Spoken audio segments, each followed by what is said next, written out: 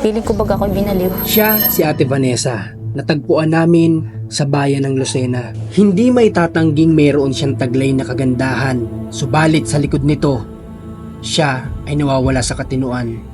Ano ba yung mga naririnig mong salita? Kagaya ng anong sinasabi sa'yo? Yuna, Seya. Mayroon nga pala siyang 5 anak at para lamang mabuhay niya ito, kinakailangan niyang pasukin ng isang pagiging KTV sa mga Orteano. Anong pakiramdam mo nung mga oras na yun na nakikita mong pati anak mo? Ganun yung mga kinakain nila. Masakit. Halos mamalimos ako para sa mga anak ko. isang mapagmahal na ina na handang gawin ng lahat para lamang sa kanyang mga anak. 1 linggo ko din natulog nung minsan eh. Gusto mo ba bang gumaling, Ate Vanessa? Oo, para sa mga anak ko. Ayoko mabaliw. Tutulungan ka namin, diba? Sama-sama nating alamin kung ano ang nangyari kay Ate Vanessa. Guys, welcome back sa ating channel. Muli po Marcos TV channel at salamat sa lahat ng patuloy na sumusuporta sa atin. At ngayong araw, dito tayo ngayon sa bayan ng Lucena. Meron kasi sa atin dito ang inilapit at gusto nating malaman siyempre yung kwento ng buhay niya at kung ano yung maitutulong natin sa kanya. So dito kami sa lugar na parang tondo. Masabi kong parang tondo kasi talagang super crowded ng lugar. Napakaliit ng kanilang iskinita at crowded ng tao. So tara, dito tayo sa iskinita na to papasok at puntahan natin yung inilalapit sa atin, guys. Tara. Saan po ba yung bahay nila? Ito. Akala ko papasok pa doon, dito na pala. Okay. Sino po yung kasama niya? Kapatid? Okay. Pasok tayo, guys. Pasok tayo. Ate, okay lang ba labas mo muna yung mga bata? Para hindi sila mapasama sa video. Ito pala ang tirahan niyo. Oh, grabe. Okay. Siya si Ate Vanessa, no? Kaya pala, ang dilim. Nakasalamin pala ako. Okay, dito tayo. Ate Vanessa, lagay ko lang yung microphone sa'yo, ha?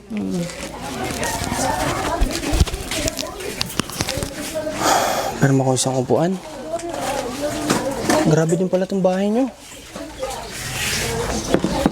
Ay, Ate Vanessa, kamusta ka naman? Okay naman po. Okay naman? Okay. Minsan sa kagabi hindi makatulog.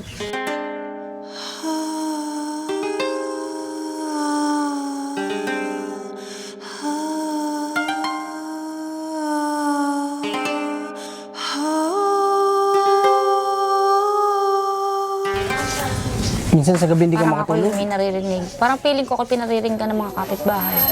Ay, ganun. Pero baka hindi naman. May sadyang may naririnig ka lang. Baka. Ate ninyo, ilang taong... Ay, ate. 32. Ate Vanessa, ilang taong ka na? 1991. Siguro 32, 33. 1991? So ako 1994 kasi ako. So baka mga na 33 ka. Ganun. Ano? Ilan na anak mo, Ate Vanessa? 5. 5 anak mo? Bakit na dalawa yung nakita ko? Yung isa'y nag-asawa na agad. 14 years old. Hala. Ang bata niya naman nag-asawa. Buti pa okay lang sa'yo. Ako lang. Ate Vanessa, balita ko, dumadaan ka sa depression. Nagutom kasi kami lagi dito eh. Hala. Ibig sabihin, ang pinakapanganay mo yung 14 years old na nag-asawa. Nagtatrabaho naman. Hindi, may nag-asawa na siya. Babae ba yan, lalaki? Yung lalaki. Lalaki? Babae. Babae? Grabe siya. Ate Vanessa, saan ka natutulog dito? Dito sa bahay mo, saan ka natutulog? Dito. Minsan doon sa taas, kung saan wala ako naririnig. Makikita natin na talagang ang kanilang tahanan ay halos sira-sira na rin. At etong ang tinutukoy niya na taas, nakita namin na talagang halos hindi na rin matulugan. Ano ba yung mga naririnig mong salita? Kagaya ng anong sinasabi sa'yo? Yuna, Seya, para mga katungkol sa mga nakaraan ko. Ganun. Ate Vanessa, matanong ko lang po sa iyo, ha? Nasaan po ang asawa mo? Nagnanakaw daw. Magkasama pa ba kayo dito sa bahay na ito? Hindi na. Hindi na po, hindi na. Bawal yata pumarito. Pero ngayon parang medyo okay ka naman. Okay naman ho at ako'y nakakatulog. Kagabi lang hindi. At parang ako'y inaliw uli kagabi. Feeling ko lang. Gaano ka nakatagal Ate Vanessa ng ganyan? Alam mo ba? 2 buwan kalahati. Hala, bago pa pala, ano? May iniinom kang gamot. Meron. Nabibili ba ninyo ang gamot? Hindi. Balita ko, hindi nyo halos mabili ang gamot. Hindi libre sa barangay. Pero ang anak mong nasa sayo, 2 na lang? 3. 3 pa? Ay, 4. 4 pa? Sino nagtatrabaho sa inyo ngayong... Kapatid ko madamot pa. Ayan. Nanay ko naglalaba. Baka naman may pangangailangan din Ate Vanessa. Bibigay ako dyan. Bibigay naman. Gutom kami dito, halos walang gatas ang gabi ko. Anak ko sa gabi. Halos mamilimos ako ng gatas. Wala, pinipinding nila yung ano eh. Yung pera namin. Nabalitaan mo nagnanakaw ang asawa mo, ngayon nasaan siya? Kachat ko po yung biyanan ko. Nasaan daw? Eh, kagabi daw po inaan doon. O ngayon? Eh, nagnakaw doon ng cellphone. O tapos? Kinulong o ano? Ewan ko, pinalayas daw nung ama. Sabi nung una kinulong, tapos ngayon ay ano, pinalayas. Grabe. Dito Ate Vanessa, sino pang bukod sa mga anak mo, sino pang kasama mo dito? Itong kapatid mo, Nanay ko. nanay mo, may tatay ka pa ba? Patay na. Patay na?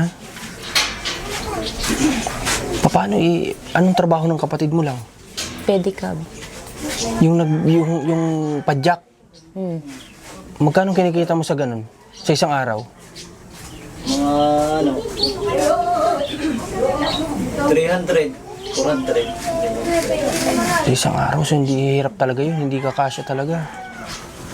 So ilang anak mo nagagatas? Isa lang naman. So Ate Vanessa, ako ulit si Marcos, kami mga charity vlogger kami. Kami tumutulong sa abot na makakain namin sa kagaya mo, mga kabayan namin Isip dito. ko kasi hindi mapakali. Feeling ko baga ako binaliw. Binaliw ko ba o na-stress ka lang sa nangyayari sa buhay? Na-stress siguro. Kaya feeling ko ako binaliw.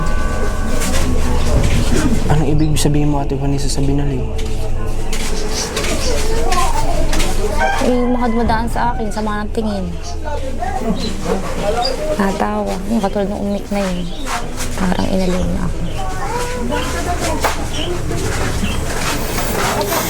Gusto mo pa bang gumaling Ate Vanessa? Oo, para sa mga anak ko. Ano, ikaw ba hindi ganyan Ate Vanessa? Nagtatrabaho ka ba? Saan ka nagtatrabaho? Sa bar. Walang ano nga. Nagtino naman ako dun sa biyanan ko. Kaso yung asawa ko hindi nagtino. Ibig sabihin pala dati nagtrabaho ka sa Katulad bar. nun, oh. Ganun ang naririnig ko. Ikaw daw. Narinig mo rin yan? Anong ginagawa sa akin? Araw-araw kahit gabi. Grabe. Yung mga hallucination si Ate Vanessa guys na mga something siya na naririnig. Ate Vanessa, pwede ka pang gumaling. Kapag po ikaw ay dinala namin sa psychiatrist, bibigyan ka nila doon ng mga injection para ikay gumaling, para makalma ang isip mo, bibigyan ka ng gamot, para ikay makatulog, pampatulog. Mental. Hindi po, hindi sa mental. Psychiatrist. Sila i-check, dadaling ka namin doon isang araw lang. Check upin ka lang nila. Ay, salamat. May mga Salamat. itatanong. Tapos, bibigyan ka nila ng injection para pampakalma sa katawan mo. Tapos, may kailangan kang i-maintenance na gamot para makatulog. 1 linggo ko din natulog nung minsan eh. 1 linggo walang tulog. Halos nung makaawa ako. Wala na. 1 linggo ako din natutulog. Pero yun, Ate Vanessa, gustong-gusto mo magpahinga, matulog, pero hindi mo magawa. Dahil sa mga naririnig mo. Pero ikaw, Ate Vanessa, tatanayin kita, gaano mo kamahal yung mga anak mo? Sobra. Kaya nga titigilan ko sana panika kasi. Normal naman kayo mga. Ayoko mabaliw. Tutulungan ka namin. Kaya, tutulungan kita. Ha? Kasi alam ko, kapag naging okay ka, makakapagtrabaho ka pa ng maayos. Alam ko hindi mo to gustong nangyayari sa'yo na to. Walang inang gugustuhin na mapabayaan ng anak, di ba? At Kahit nga ako nababaliw, hindi ko pinababayaan mga bata. ay ganun, kahit na parang nawawala ka sa wisyo, talagang pag para sa anak mo, alam mo pa rin. Oo. Wow, sa Ate Vanessa ganito. Alam ko, Kaya parang tinitiis ko yung pambubuli ng isip ko. Nasa isip nila. Para sa mga anak ko. Pag binubog ako ng kapatid ko eh. Ito, inanuan ako sa leeg. Parang ginayto. Parang kinanturan ako. Basta, hindi ko alam kung ano. Trip mo. pero Ate Vanessa, may hiling ako sa'yo, ha? Kapag sana natulungan ka namin na gumaling ka, huwag ka nang babalik dun sa kung saang bar ka man nagtatrabaho, ha? Pwede naman tayong humanap ng magiging trabaho mo. Yung maayos, no? Alam ko naman na ginawa mo lang yun para sa anak mo.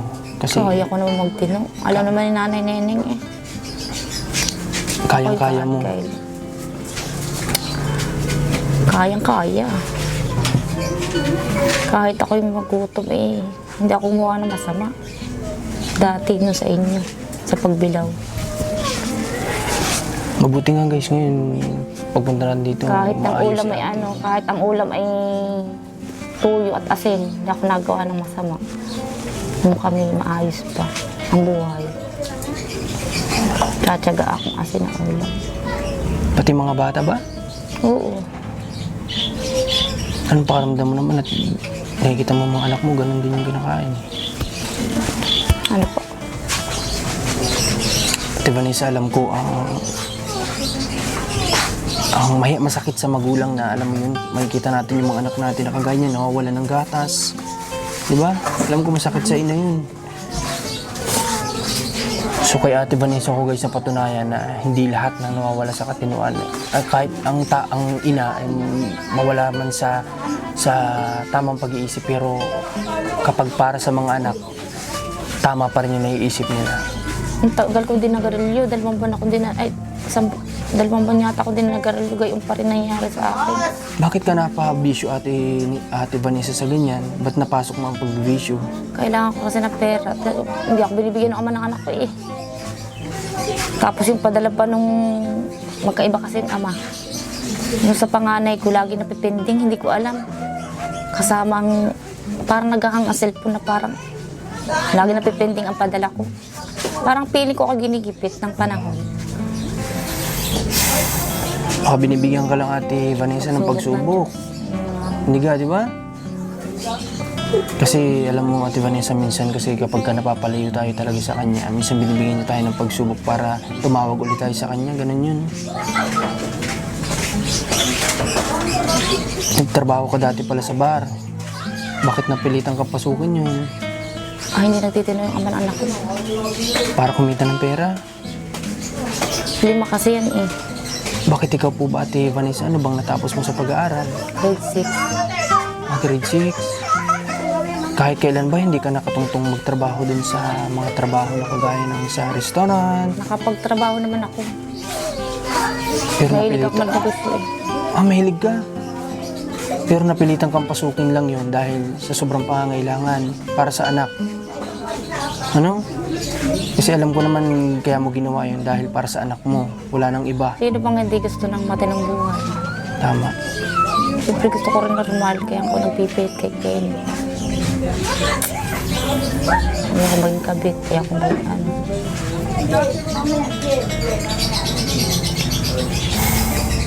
Okay, sa ngayon ba, Ate Vanessa, may iniinom ka pa po na gamot? Kagabi, meron dadalawa na. Sa 2 piraso na? Yung tigdudos. Ha, tigdudos? Tigdudos lang. Tag magkakano gamot iniinom niya? Kayo ba bumibili? Ayo, sinasama ko lang yung pagbili. Pero magkano yung binabayaran niya? Siguro mga 100 po. Pesos? Isang banig o ano? Hindi ko lang kulang, baka ano, Mga ilang piraso sa tingin mo? mga 5 yun. 5 piraso lang, 100 pesos. Okay. Katulad ngayon, nakulong na naman daw si Kenneth. Ay, kilala ko naman si Kenneth. Di naman yung ganun dati. Tagal namin dyan sa gitna. Ay, mabait si Kenneth. Hindi nga yung makikipag-away Palagay na natin, siguro napalulot lang sa pagnanakaw. Sa dala ng hirap ng buhay. Siguro pag binigyan ng trabaho at matitino. Pero gusto mo bang maging maayos pa kayo?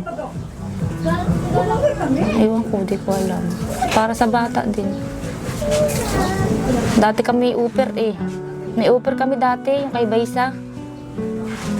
Mag-ano daw kami doon, sa bahay. Awan kong pwede pa. Pero kailangan mo muna, Ate Vanessa, gumaling ka muna. Ha? Hindi ako gagaling dito, parang feeling ko. Gagaling ka, Ate Vanessa. Pag ikay nadala na namin sa psychiatrist, gagaling ka. Ha? Kasi makokontrol mo na, mawawala na yung mga naririnig mo. Kapag ikay na-injection na. Ano? Hahanap lang kami, Ate Vanessa, na makakatulong sa atin ng psychiatrist sa doktor, ha?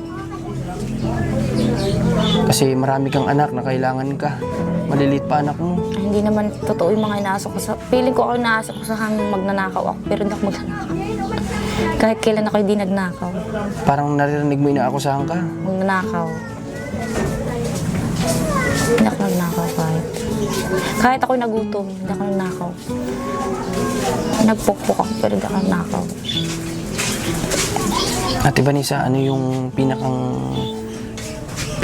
matindi na experience mo na yung hindi ka makatulog? Ano yung pinakamatinding ginawa mo dito? Yung talagang nawala ka sa wisyo, ano yung ginawa mo na pinakamatinding naaalala mo? May naaalala ka ba? Dito sa loob ng pamamahay mo, anong ginawa mo dito na yung alam mong kung matino ka, hindi mo gagawin yun? Nagsisigaw ako. Nagsisisigaw ka? Hindi kasi maingay ang kapitbahay Pero nakikiusap naman ako. Parang balita ko na babato ka daw dito ng mga gamit. Ay, akala ko titigilan ako Pero wala naman tao. Alam ko naman walang tao. Binabato mo yung mga gamit nyo. Isang beses lang yun. Pero alam mo yung ginagawa Gawa mo? na ako. Anong pakiramdam mo nung mga oras na yun na nakikita mo pati anak mo? Ganun yung mga kinakain nila.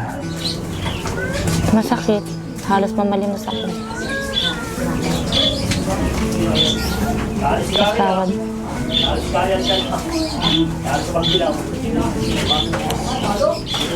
Sige, Ate Vanessa, ganito. Sa ngayon, gusto ko magbili ka ng gamot kung ano yung nagpapatulog sa'yo. Ha? Kung ano yung nagpapakalma sa isip mo. Bilang mo ng gatas yung anak mo. Ay, salamat po. Walang ano man, Ate Vanessa. Maliit na tulong lang para sa'yo. Hawakan mo po. Huwag mo palad mo. Sana. Ay, salamat po. Magbili ka ng gamot muna, ha? Tapos gatas sa anak mo. Hayaan na walang gatas sa anak mo. Liit pa ng anak mo, nakita ko. Ha? Nandiyan mo na yan sa'yo. Salamat po. Wala ka naman, basta bilang mo siya, ha? Teka, saan po kayo? Taga Bicol pa ako.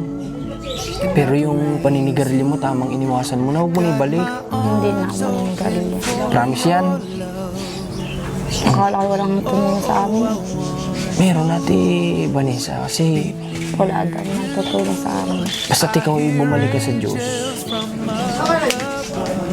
Kung bibigay siya ng blessing sa'yo, ng pagpapala sa'yo, tutulungan niya na mabago yung buhay mo. Wala tayong ibang lalapitan, siya lang. Ngayon ba may tanghalian na po kayo? Wala pa. Si kapatid mo hindi ngayon nakabiyahe? Hindi ka ngayon nakabiyahe? Hindi ka nakabiyahe? Walang ko. Maliligo. Maliligo. Mag-aasikaso pa lang. Yan ang inaasahan namin dito Kasi siya lang yung nagtatrabaho. Hindi rin, wala rin sa tinang. Baka napapagod din natin, Vanessa. Unawa mo din. Plus, nagpapadyak, alas 9. Alas 9, hanggang anong oras yun? Dire-diretso na hanggang alas 5. Ng hapon. Hindi hanggang gabi. Kahit mga bandang alas Lahat ng kinikita Ako mo saan magandang napupunta? trabaho sa Saan? Sa Bicol. maayos ang aking kita. Nanggaling ka ba ng Bicol? Mm-mm. Nanggaling siya ng Bicol, totoo? Umuwi lang ako, gawa yung anak ko, Saan sa Bicol? si Tutoy Baga. Saan sa Bicol ka nagpunta? Si JC kasi naninigaw sa kalapit. Ay, buntik ng, Naalala mo ba yung lugar? ha? Naalala mo yung lugar sa Bicol, saan? Sa labo. Nanggaling ka, malapit lang kami doon. Galing ang labo. Ako umuwi gawa ni Tutoy. 1 oras kalahati lang, nandun Halos na kami. mamatay-matay na si Tutoy. Gawang, Ano naging trabaho mo doon? yun nga. Yun na nga. Alam ko na siguro kung saan yung tinutukoy ni Ate Vanessa. Pero hindi ka naman doon kinainggitan para paglaruan. Umuwi ba siya dito? Ganito na? Mababa, hindi. Hindi Mabait pa? yung kasama ko. Hindi pa. Na ano lang mo. Mabait naman ang kasama mo doon. Mga Ako'y- isang buwan yun, nagkaganyan na. Tsaka siya nagkaganon. Na-hospital yung anak ko, tapos naganto na rin ako sa hospital eh. Hindi nakita ko kay Ate Vanessa patong-patong na problema to. Kaya ito nagkaganito si Ate Vanessa kaya na-depress. Nagayto na rin ako sa hospital. Salamat po. Wala ka naman. Huwag kang mag-alala, bagong-bago pa yan Ate Vanessa yung sa'yo na yan. Meron nga kami natulungan Ate Vanessa, kaya huwag kang mawawala ng pag-asa ha. Meron nga kami natulungan. Taon na yun. Halos 2 taon na, gumaling pa rin. Pagaling na rin naman yan. Oh. May konting gamutan na lang. Kunting gamutan kasi nakakaano na nga siya ngayon ay, di ba? Nakakasagot ka na nga ngayon ng maayos. Matino naman ako kausap. Yung utak ko lang talaga ang minsan ako makatuloy. Minsan sa linggo kung di isang linggo kung di ako natulog. Grabe yung 1 linggo guys. Talagang depress na yung utak mo nun kapag 1 linggo. Trabaho po yan, depressed. Sa trabaho? Trabaho. Sa pera, sa pagkain. Trabaho. Pagka uwi dito mga 1 buwan yan, nagkaganyan na. Hindi mo naman alam. Ibig sabihin ba Ate Vanessa pero sa trabaho mo okay ka naman? Wala namang sa iyong nagpapa-stress doon? Habang nagtatrabaho ka? Wala naman. Wala naman. Feeling ko baga ako yung kay Duterte. Ang black propaganda niya.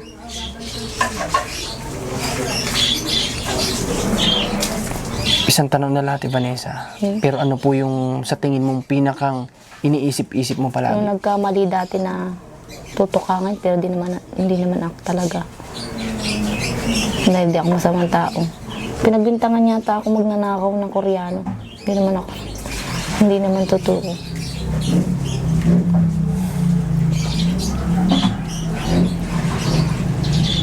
Okay, sige Ate Vanessa. Sinusuportahan ka naman yan. Sinusuportahan naman. Padyak, pagka ano. Lahat ng kinikita mong 300, dito lahat napupunta sa bahay yun. Bigas, tsaka ano. Sa pangsarili mo, may napupunta pa ba? May napupunta pa ba sa pangsarili mo? Wala na. Wala na. Talagang dito na lang. Pero panggastos ko lang. Hindi na nga rin ako ngayon pagbigay sa anak ko. May anak ka na rin. May anak ako isa. Grabe guys, pakita mo Mac yung bahay nila. Dito. Dito ka. Pakita mo yung bahay. Grabe.